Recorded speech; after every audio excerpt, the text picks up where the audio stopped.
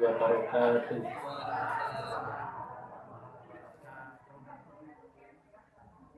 Alhamdulillah, nahmaduhu wa nasta'inu wa nastaghfiruh wa na'udzu billahi min shururi anfusina wa min sayyiati a'malina.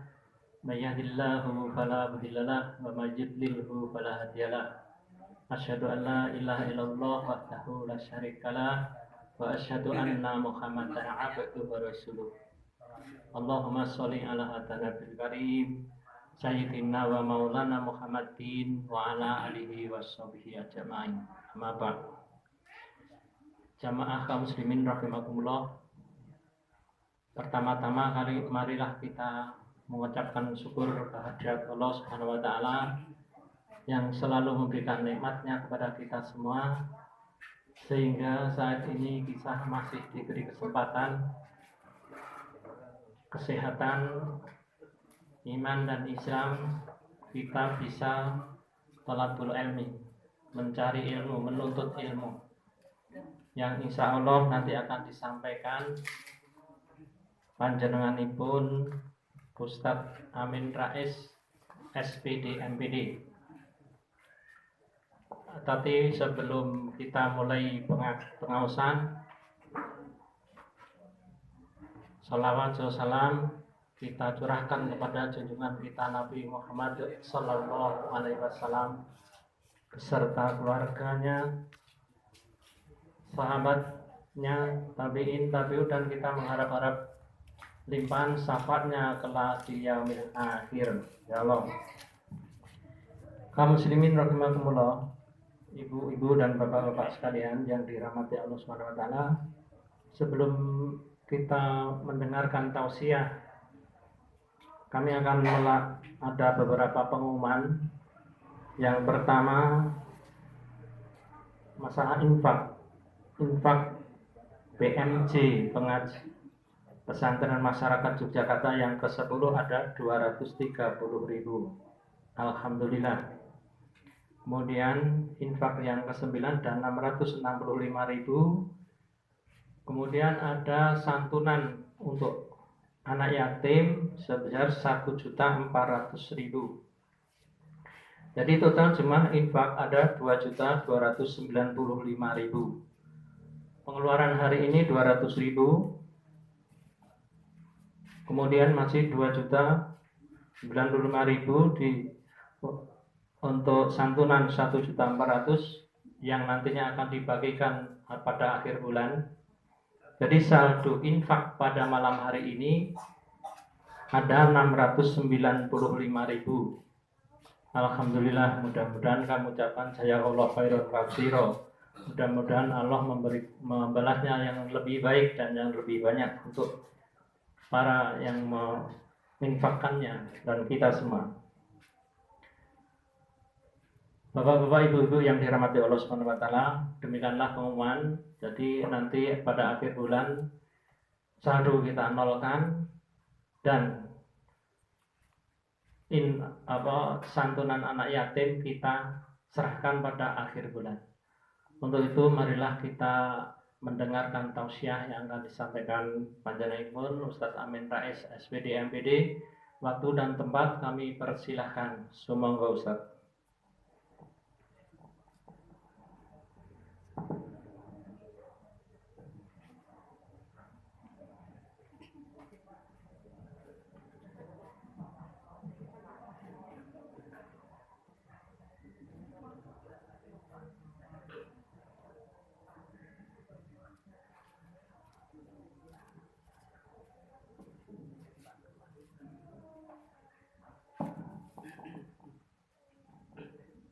Bismillahirrahmanirrahim. Uhayyikum bitahiyatis salam, tahiyatan min indillah, tahiyatan mubarakah. Assalamualaikum warahmatullahi wabarakatuh. Alhamdulillahi rabbil alamin. Alhamdulillahilladzi khalaqakum min nafsin wahidah wa khalaqa minha zawjaha wa batha minhuma rijalan katsiran wa nisaa'a. Wattaqullaha alladzi tasaaluna bihi wal arham innallaha kana 'alaikum raqiba wa nashhadu an la ilaha illallah wahdahu la syarika lahu waliyyus shalihin ونشهد أن محمدا عبده ورسوله إمام الأنبياء والمرسلين وعلى آله وصحبه ومن تبعهم بإحسان إلى يوم الدين. أما بعد، قال الله تعالى في كتابه الكريم بعد أعوذ بالله من الشيطان الرجيم بسم الله الرحمن الرحيم يا أيها الذين آمنوا اتقوا الله حق تقاته ولا تموتن إلا وأنتم مسلمون سبحانك لا علم لنا إلا ما علمتنا إنك أنت العليم الحكيم ربنا تقبل منا إنك أنت السميع العليم. Alhamdulillah, Bapak Ibu, Mas Mbak yang dirahmati Allah Subhanahu wa taala, sebelum kita awali monggo kita sareng-sareng nggih kita maos surat Al-Fatihah. Mugi-mugi insyaallah pertemuan tanggal menika PMJ yang sudah sampun ke-10 ini insyaallah nanti berkah buat semuanya. Insyaallah didatangkan rahmat dari Allah Subhanahu wa taala dan semuanya hajat-hajat yang mungkin kita inginkan insyaallah diijabah oleh Allah taala. Amin. Kita sareng-sareng maca surat Al-Fatihah. Al-Hadiniyah surat Al-Fatihah. A'udzu billahi minasyaitonir rajim. Bismillahirrahmanirrahim. Alhamdulillahi rabbil alamin. Ar-Rahmanir-Rahim. Maliki yaumiddin. Iyyaka na'budu wa iyyaka nasta'in. Ihdinas siratal mustaqim. Siratal ladzina an'amta 'alaihim ghairil maghdubi 'alaihim waladdallin. Amin. Alhamdulillah, summa alhamdulillah. Puji syukur kepada Allah Subhanahu wa taala pada kesempatan dalu menika insyaallah Allah tasih memberi kita semuanya kenikmatan yang sangat luar biasa yang sehingga disebutkan dalam firman Allah Subhanahu wa taala wa in ta'uddu ni'matallahi la tuhsuha. Semua nikmat Allah Subhanahu wa taala yang sudah diberikan kepada kita semuanya nggih, Bapak, Ibu semuanya, Mas, Mbak. Kalau kita hitung dari sejak kita lahir sampai nantinya wallahu alam kapan nantinya umur kita nantinya berakhir, maka la tuhsuha. Boten sakit nih Bapak Ibu kita menghitung nikmat Allah Subhanahu wa taala. Contoh kecilipun nikmat Allah Subhanahu wa taala adalah nikmat kita menghirup nafas. Yang mungkin saat pandemi dulu seheboh-hebohnya maka terasa sangat nikmat menghirup nafas segar. Masya Allah, karunia yang sangat besar. Apalagi sekarang kita harus mungkin di suatu tempat harus mewajibkan memakai masker. Maka nikmat menghirup nafas yang mungkin kita tidak pernah berpikir seperti itu baru sebagian kecil dari nikmat Allah Subhanahu wa taala yang diberikan kepada kita semuanya. Belum nikmat-nikmatnya lainnya. Maka terhadap nikmat-nikmat Allah Subhanahu wa taala yang sudah kita terima sampai saat ini, mari kita pergunakan dengan sayang-sayang sebaik-baiknya. Mumpung masih ada sisa umur yang Allah berikan. Yang namanya kematian itu pasti Bapak Ibu. Tapi Bapak Ibu Mas Mbak enten sing pun ngertos kapan mengke sedone, mboten enten. Tidak ada yang tahu kapan nantinya kita akan dicabut nyawa oleh Allah Ta'ala. Tapi pastinya sudah Allah catat kapan Bapak niki, apa Ibu niki, apa Mas Mbak niki, pastinya nanti akan menyusul saudara-saudara kita yang sudah mendahului kita di alam kubur. Maka nikmat Allah ini, sisa umur yang Allah berikan ini kita pergunakan sebaik-baiknya untuk berlomba-lomba dalam kebaikan. Mumpung masih kita sehat, bugar, rosok, kata Mbah Marijan almarhum, rosok, kita masih greges, sakit melampah ke masjid dan sakit melampah untuk bertolabul ilmi ini, maka kita bergunakan sebaik-baiknya. Mungkin insya Allah PMC ini diridhoi insya Allah Ta'ala, kita sanggup terus nantinya untuk bertolabul ilmi dan menambah keilmuan kita, terkhususnya untuk mengembalikan kejayaan Islam. Amin ya rabbal alamin. Salawat beserta salam semoga tercurah kepada uswah hasanah kita Nabi Agung Muhammad Sallallahu Alaihi Wasallam beserta para keluarga, sahabat dan pengikut yang senantiasa menjaga sunnah-sunnah beliau. Mungkin insya Allah Bapak Ibu jamaah PMJ Kota Gede niki insya Allah nantinya di yaumil kiamah mendapatkan kesempatan minum di telaga Kausar Rasulullah Sallallahu Alaihi Wasallam. Amin ya rabbal alamin. Bapak Ibu, Mas Mbak yang dimana Allah Subhanahu Wa Taala, sebelum nanti insya Allah panjang lebar dan ini kurang lebih 30 menitan ke depan, mungkin sejenak saya mengenalkan diri. Nami kula Amin Rais sami mungkin dalu menika Bapak Ibu kula pingine kula mungkin sami cita-citane kan Bapak Amin Rais. Tapi mbuh boten kesampaian. Paling gelare ya alhamdulillah sampun MPD lumayan semoga nanti insya Allah sakit menyusul untuk melanjutkan studi dan lain-lainnya. Tapi nyuwun sewu niki Bapak Ibu. Kula ngajengane Bapak Ibu niki mboten tiyang sing paling pinter, paling soleh mboten nggih. Kula tasih berguru kalih Ustaz Dianto niki.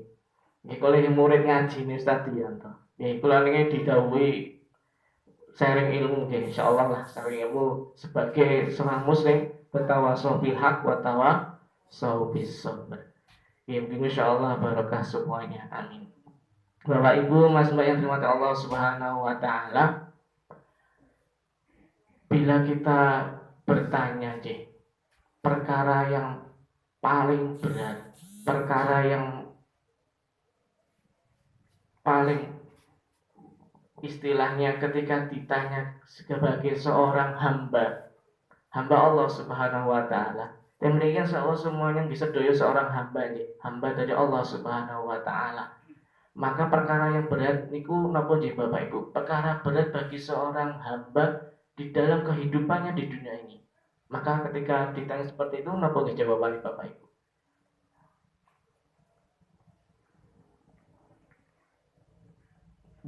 Perkara yang berat bagi seorang hamba ketika kehidupan di dunia ini adalah nantinya ketika dia menjalankan amal soleh, ketika dia menjalankan ketaatan kepada Allah Subhanahu wa taala, nantinya yang paling berat niku apakah nantinya amal soleh atau ketaatan yang sampun dilakukan di dunia selama ini dari dia sejak lahir nantinya sampai dia nanti dijemputnya oleh Allah, apakah nantinya amal soleh dan ketaatannya itu dicatat oleh malaikat raqib dan dilaporkan kepada Allah Ta'ala.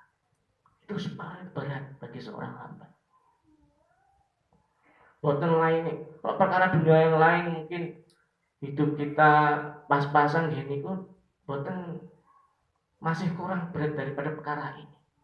Karena perkara ini nantinya dibawa sampai kita ke yaumil qiyamah, yaumil hisab. Jadi perkara berat bagi seorang hamba muslim dan mukmin nantinya adalah apakah amal soleh dan ketaatannya nantinya dicatat oleh malaikat raqib dan dilaporkan kepada Allah Ta'ala. Itulah perkara yang paling berat bagi seorang hamba. Maka para ulama terdahulu,